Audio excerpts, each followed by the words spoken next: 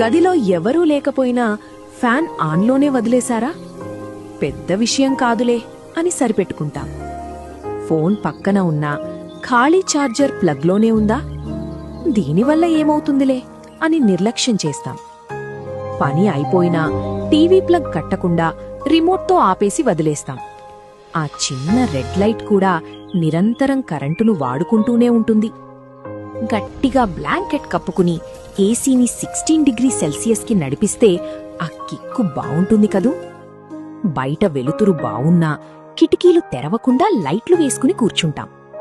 నా ఒక్కడి వల్ల ఏమవుతుందిలే అని దాటి వెళ్ళిపోతాం. కాని ఇదే విధంగా లక్షల మంది ఆలోచిస్తే? మీకో నిజం తెలుసా? ఒక ఖాళీ గదిని వెలిగించడానికి కూడా ఒక పవర్ ప్లాంట్ పనిచేయాల్సిందే.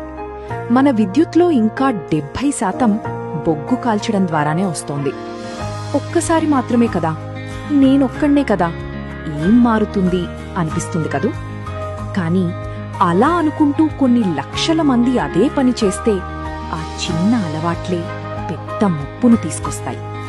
ఈ చిన్న చిన్న అలవాట్లను మార్చుకుందాం. అదే పెద్ద మార్పులకు పునాది అవుతుంది.